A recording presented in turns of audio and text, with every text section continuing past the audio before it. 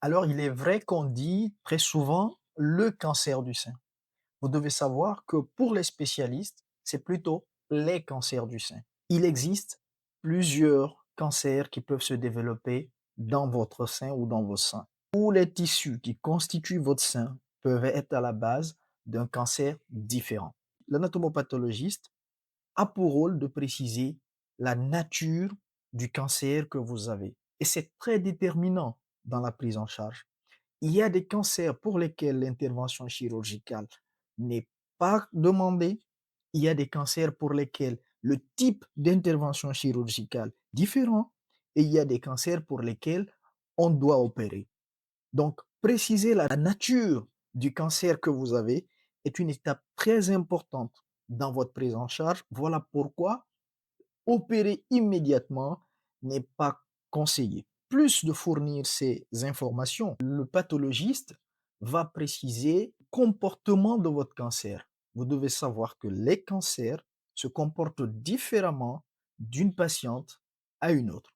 Il y a des patientes qui ont des cancers qui sont plus sensibles aux hormones, tandis que d'autres ont des cancers moins sensibles aux hormones. Il y a des marqueurs qui sont parfois recherchés et qui vont prouver que le cancer va répondre favorablement à tel ou tel traitement.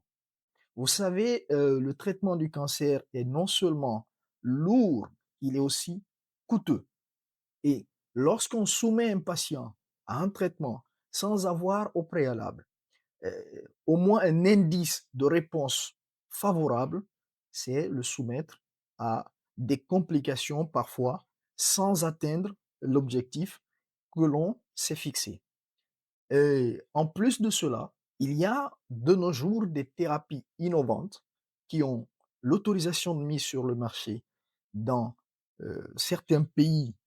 Et ces médicaments, qu'on appelle des thérapies ciblées, nécessitent des preuves histologiques, c'est-à-dire l'anatomopathologiste, grâce à certains examens complémentaires, notamment ce qu'on nous on appelle l'immunohistochimie, vont renseigner sur la capacité de ce cancer à bénéficier de ces thérapies innovantes.